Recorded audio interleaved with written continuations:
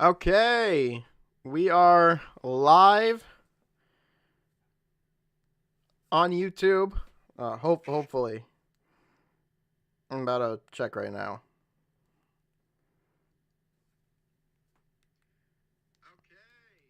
Yep. Yes, we are. We are live on YouTube. Thank you for joining me. Of course, this is and welcome to the Wrestling Pod. I adjusted my camera a bit, so we're in a good spot. You can see my face. Hopefully, the red mic is not directly, but it doesn't matter. Welcome to the Wrestling Pod, for I am your host, Carlito Santiago, and today we are going to be talking about what happened on Friday Night SmackDown, because the USA decided to stream it at 8, even though we were in Spain, Barcelona, Spain, for SmackDown that occurred earlier on in the day, around, give or take, 3, 4 o'clock, maybe 5, around there, who knows. All I know is that I wasn't really leaked, so I did hear some things of what was going to happen. WWE obviously posted up what they were going to do with the show, so we know what happens. And I put some streams in the description, so when we get to the part that I really want to get to, we can talk about it. But with WrestleMania just a few days, or actually not a few days, I don't know, I like saying days. With WrestleMania just a few weeks away, things are beginning to heat up as more matches keep on coming. This week's show saw Cody Rhodes appear on Miz TV to discuss his upcoming match against John Cena. We also saw Charlotte Flair take on B-Fab, whatever the Fab or whatever the B stands for. And Randy Orton battled Carmelo Hayes as also DIY put up those tag team titles against the Street Profits. So, we opened up with this week's SmackDown that took place in Barcelona to kick off the European tour. Also, I forgot to mention, shout out to Chris Muller from the Bleacher Report. Thank you, Chris. And LA Knight kicked off the show in the arena with a nice reaction from the crowd. He talked about this being the first SmackDown held in Spain, which I don't know is true. You can fact check in the comments.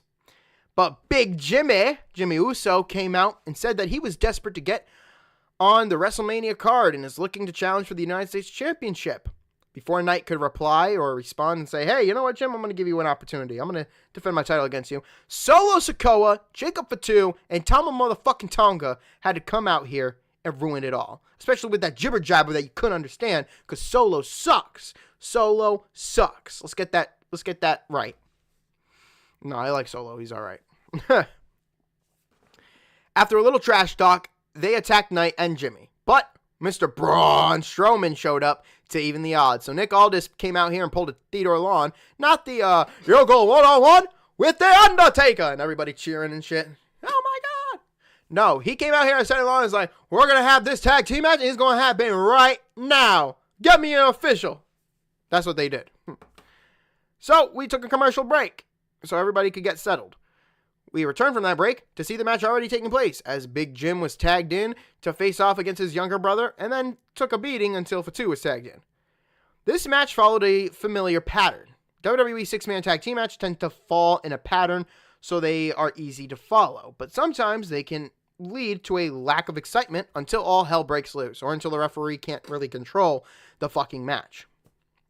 The Monster Among Men got the win for his team by pinning Tonga, who just so happens to be the pin guy in mostly every match, with a running power slam, but he was immediately hit with a Samoan spike as soon as his hand was raised. The fight ended with Fatu putting Strowman through the barricade. So, this being a decent way to kick off the show, the crowd was hot and a couple of different storylines were addressed, but the match itself fell a bit flat in the middle. Hence the grading being a B-, with the babyfaces winning, and really needing to get these guys off of a defeating streak. They really need to find something for these guys to do in the meantime, and having him take on Knight, Strowman, and Uso feels sort of okay to do. I don't know what's going to happen with the United States Championship grind. I don't know what's going to happen there. We could be looking at Solo and Fatu. A lot of WWE is looking to do something like that or carry it on.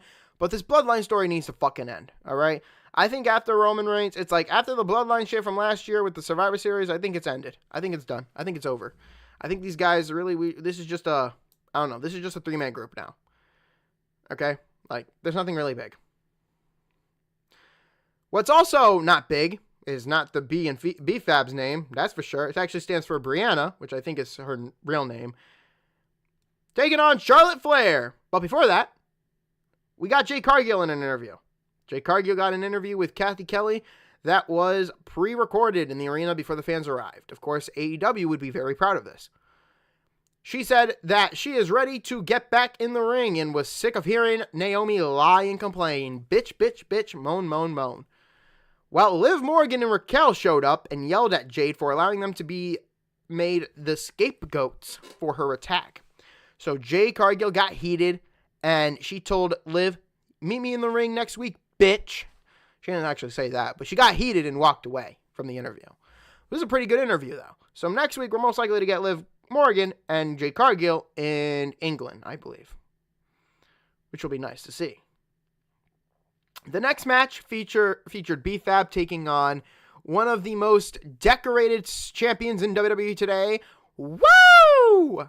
Charlotte Flair, the Miss Royal Rumble winner, looked as confident as ever as she squared off with somebody who has been far less experienced. Basically, SmackDown's version of Maxine Dupree. Sorry, I need to hit that again. Maxine Dupree! Because we came up with that before WWE did. Just nobody got to hear it. Actually, Lewis did. And he can even tell you that he did. B-Fab is in a weird spot in WWE. She was called up too soon and clearly still needs some more work. But she has a lot of charisma and is working hard to improve. Putting her in the ring with somebody as smooth as Charlotte makes her inexperienced that much more evident.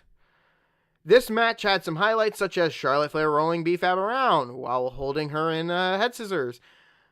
But the huge experience gap led to some awkward moments. That being said, this was probably the best B-Fab has looked in the ring. I don't know how you can say that, especially as you just literally kind of put her down with her being experienced and her inexperience being more evident facing somebody like Flair, who's more experienced.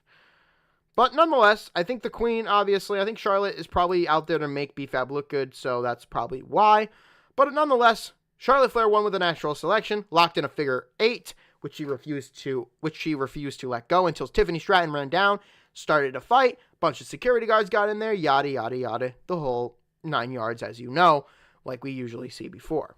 Now, it's pretty clear that WWE continues to do Charlotte and Tiffany, as most people are not interested in this.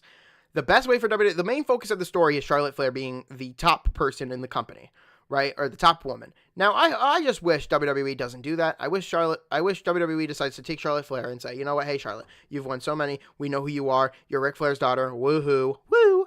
Right? Tiffany should honestly win. Tiffany should retain her title at WrestleMania. Not only are you putting your trust in a younger star like Tiffany, but you're not giving it to Charlotte Flair, not because she's inexperienced, or not because she's overexperienced and she fucking deserves this every single time she comes back. Because let's face it, mostly every time that Charlotte Flair has came back from like injury or so, a title match has been waiting for her or a title's been waiting for her to be put right on her. Now, I don't want to think like that. I want to have the mindset of being open and be like, okay, if Charlotte does win, well, who's going to take it from her, right? She's the queen. To be the queen, you got to beat the queen, right? It's just like, Ric Flair's old phrase. You want to be the man? You got to beat the man. But I don't think that's true. I don't think you have to beat a man to be the man. You can just be the man. You can say you are the man. Becky Lynch did it, and it fucking worked. Nonetheless, this was graded a C+. And they actually kept on brawling, too. Also, for anybody watching from all around the world, B-Fab was built from Hall of Fame City, Ohio, which is a fancy way of saying that she is from Canton. If anybody's from Canton, shout out to you. But Charlotte Flair and Tiffany kept brawling until Tiffany jumped off the LED board with a moonsault. I saw the video of it. But next, we had to, of course, get to Cody Rhodes on Miz TV. So, Miz was already in the ring after the break, and, of course, watching the Tiffany, Charlotte shit continued after.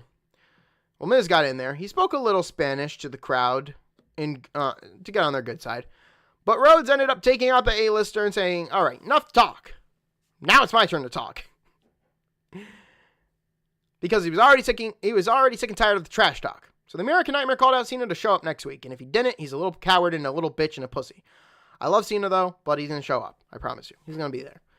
With probably, hopefully, a new theme, which should be his 2005 theme, Bad Bad Man, or his old theme that an old theme song that they've been working on since 2012. They've been wanting to turn him heel for.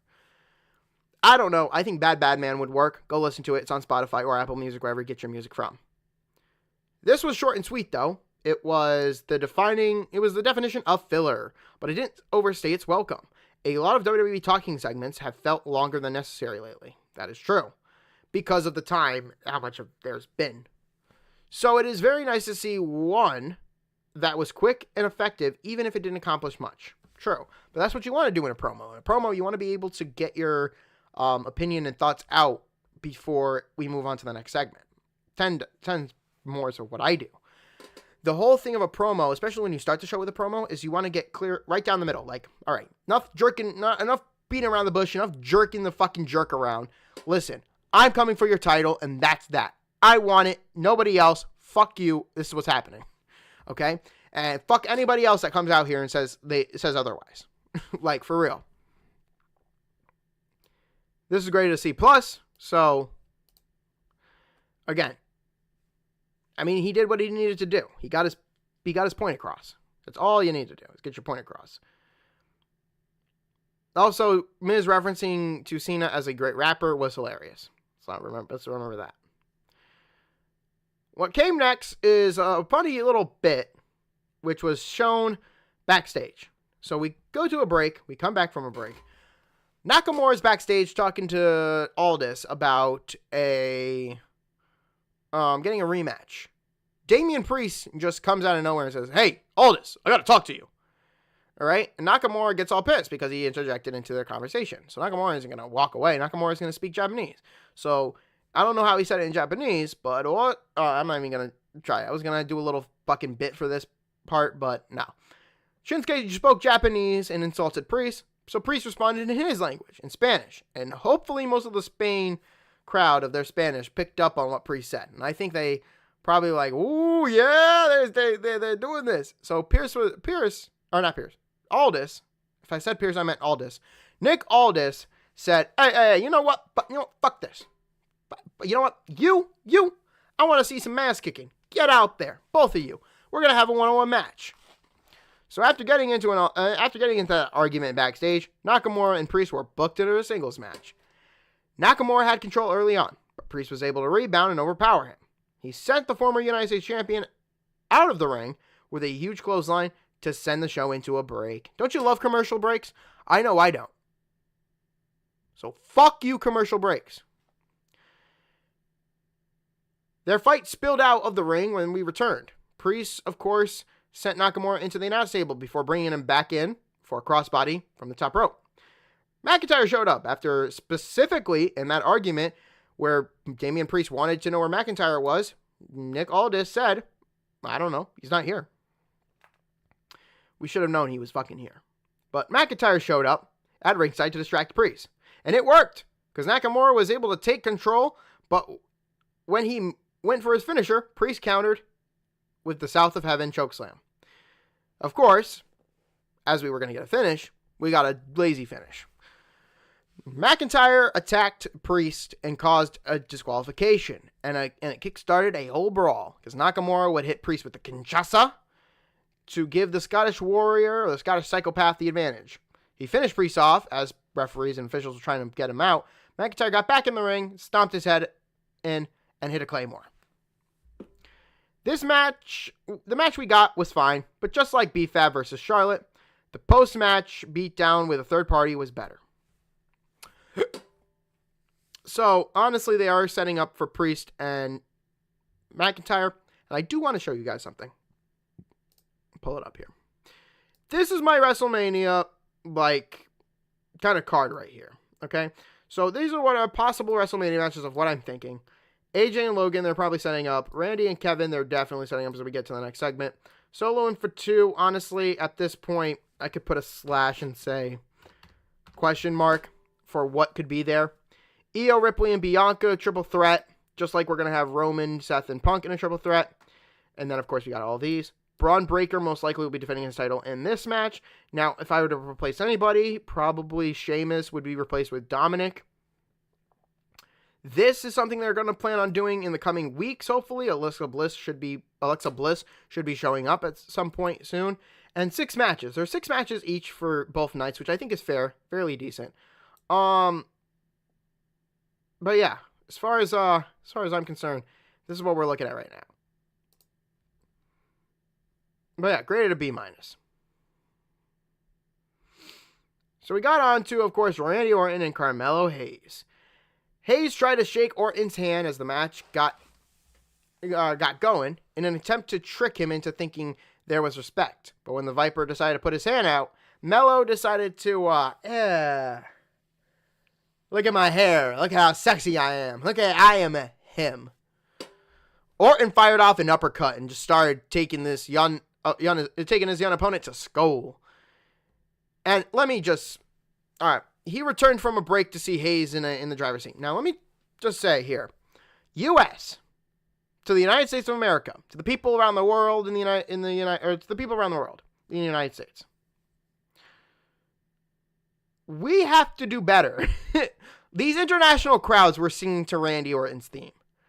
Like, if we don't get loud, they're gonna get louder. Okay, like they were all singing Randy Orton's theme. Like, we need to do better. We need to take some notes and be like, shit, we need to fucking yell. We need to scream, right? This is why the international crowds are so much better, because there's so much energy, and I love that energy. I love when people just walk into a building, they're, oh my God, here's that right, like, this is what's going to happen. You know, it's like, this is what a sporting event should be. Like, oh my God, they'd be like, holy shit, right? Like football, they're like, yeah, they're cheering, you know? Like, imagine going to this is what football does in the UK, right? Like, you can see how when they go to, when NFL goes to, like, Europe, and they go for their little European bit, you see that when they play some songs, and you got the people singing along to it, and it's so fucking fun. So take some notes, all right? Take some fucking notes, because this is what we're going to need. We're going to need some power. We're going to need some loud fucking voices. Especially not mine. Because I sound like a fucking kid. Anyway, the High Flyer took a different approach and grounded the Legend Killer with a sleeper for a little while. But Orton fought his way out of it and began to build some momentum. The combination of Hayes' agility and Orton's power led to some fun moments as they put on an entertaining and competitive match. The young startup looked great against the 14-time world champion, but one RKO out of nowhere put him down for good. The Viper then offered him a handshake. Hayes said, fuck that. So Orton said, yeah, fuck you. RKO. He then lined him up for a punt, but saw Kevin Owens as, of course, he went right after him. Yep, Kevin Owens just came out, fucking slow clapped his way, and Randy Orton chased after him. And he chased Owens out of the arena to end the segment. So this was a pretty good segment, honestly. Probably the best match by far. Until the next match. Orton and Hayes are fucking great together. Hayes is a seller. For anybody now wondering, like, after Ricochet, now we have fucking Hayes, who can sell very, very good. He sold that RKO very well. What came next is our World Heavyweight Champion on SmackDown, who came out and said he wanted to make an example out of a wrestler from Spain. Practically, I know that there is a kid in the back there who wants to get pummeled by Gunther. So, out came NXT's one half of the NXT Tag Team Champions, Axiom, who, if you guys don't know, back in the NXT UK days, he was known as A-Kid. So I love that Gunther made that reference, so everybody in Spain was like, oh my God, I know who it is. It's Axiom. The Spain crowd got behind Axiom whenever he put together some offense, but the ring general kept finding ways to put him back on the mat, because the mat is sacred. What Gunther seemed to think would be a quick squash ended up lasting through a break into the next segment. The High Flyer gave him more of a fight than he expected, which the crowd was loving. This went from what could have been a throwaway match to being one of the best things we saw all night, other than the Orton-Hayes match. The aerial antics of Axiom combined with the power game of Gunther to create a it created basically a great dynamic. After surviving Axiom's finisher, the Ring Generals destroyed him with some chops and a powerbomb for the 1-2-3. Graded a B+, and of course Gunther defeating Axiom. And something to say here is that back in the day when Triple H's title reign, back in like towards the end of 04 into 05, Triple H took on guys like Eugene and Rosie and the Hurricane, guys that, would that would be squash matches, and he made matches out of them because he knew how talented, people were. So I love that Triple H is making an example of this. Like, he's showing this. He's like, Gunther is basically Triple H. This is Triple H's reign of terror. This is like that dynamic of where I'm going to take on it, like, and he's doing and the same thing. Think about it. Gunther took on Otis. He took on Tozawa, like Rosie and the Hurricane, of course. And then he's taking on guys like Axiom, So, and he's making matches out of it. They're actually putting effort into, they're not making this quick squash matches. We know exactly who's going to win based off of the fucking, like, resumes down the line. But, again, the element of surprise still stands. We still need that element of surprise. And to think that Axiom almost finished this match with a good beating of the champion, hell, that's a perfect direction to go. That's an element of surprise there.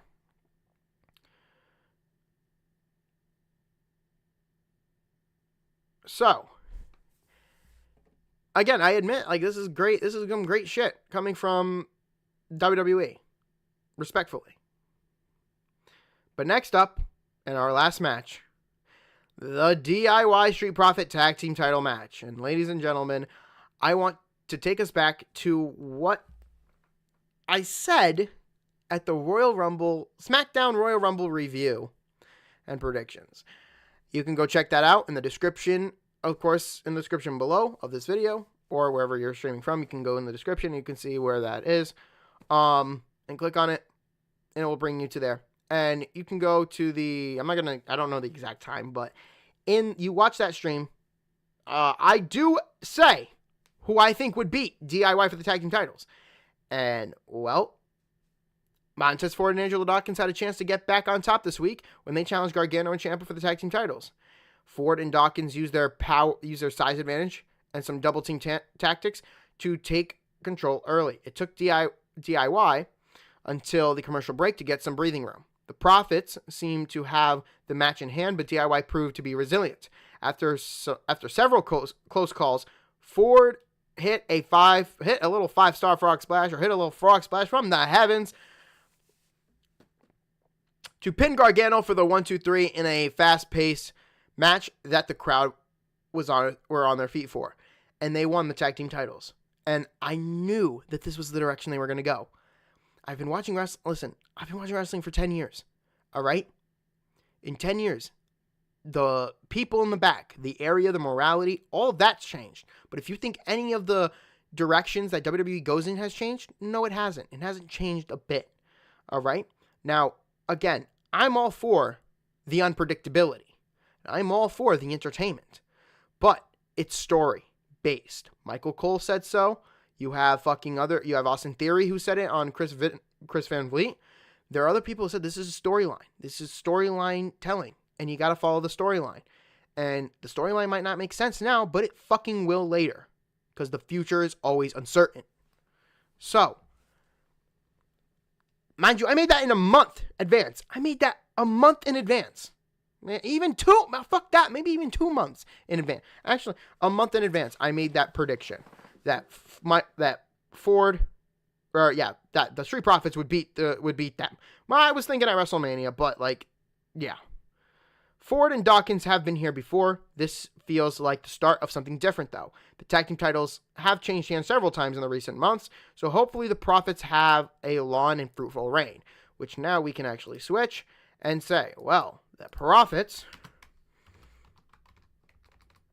are now the owners of the tag team titles. And we can put DIY right in that little slot there for most likely what will be a fatal 5-way turmoil kind of match between these guys right here. Or DIY or the Street Profits will take on these guys.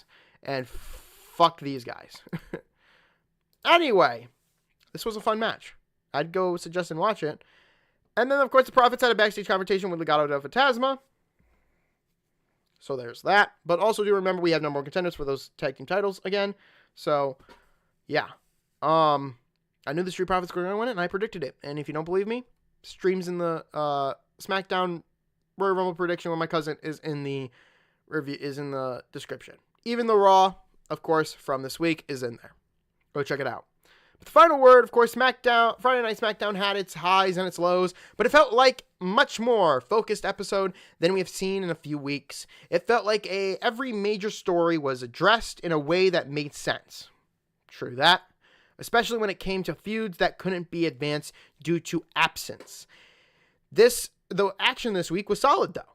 But the two matches that stood out, or actually say the three matches that stood out the most were Axiom and Gunther, the tag team title match, and Randy Orton and Hayes. Axiom looked fantastic in what was easily his biggest singles match to date. WWE could call him up tomorrow and he would be he would be able to fit right in with the crowd. I would suggest him being on SmackDown because that would be a perfect place for him to grow. Ford and Dawkins winning the tag team titles to close the show was surprising but deserved, and we knew that. The tag team titles have been bounced around a bit, so getting the titles back on a team that has deserved the spotlight for a long time felt right. Now, there's something to address here before we move on. It is hard to tell if the Profits are going to be full heels or if they're just trying to be more intense baby faces. Now, we've seen this kind of dynamic before. But if I'm going to be completely honest with you, if we're going to make Pretty Deadly a babyface team, which I think they should be a babyface team, then yeah, switch the Profits to being heels because it would work, you know. But if you want more intense baby faces, you want them to be babyface. I don't know who it depends on really. I think it depends on where WWE goes next. So if WWE decides to move forward with Montez Ford and Angel Dawkins, watch how they talk, their attitudes. That's going to determine what they really are, right? It's kind of different sometimes because, like, if you think about Tiffany and Charlotte, like, you had to wait until Charlotte made her decision before we got to find out, like, who's who. When Charlotte made her decision, we knew that she was going to be the heel and Tiffany was going to be the babyface, and people had to get rally behind that. So now it really depends on what WWE does, not with whoever else goes where. Like, it doesn't depend on Gargano and Ciampa because they'll probably still be heels. It depends on where WWE goes with the Street Profits. All in all, this was a decent way to spend 3 hours on a Friday night. The European crowds never failed to deliver, and the show was graded a B+. And I agree. The show was fucking amazing. I caught clips of it on YouTube, and I could tell you that they were good. I can't wait to see what they do with Randy Orton and Kevin Owens. I can't wait to see how they continue Charlotte and Tiffany. I also kind of want to see Priest and McIntyre as they build, and through useful when they can put usage and create stories and piggyback right off, because this show was doing that, piggyback off in all these feuds. They create something special, right? When you can move one to one, like, okay, we're going to go from this segment to that segment. We're going to piggyback off of each segment to follow in, so nothing's, like, changed, right? So there's no plot kind of points. But the definition of, we needed a little bit of filler to buy some time so that WWE could come up with what they needed to.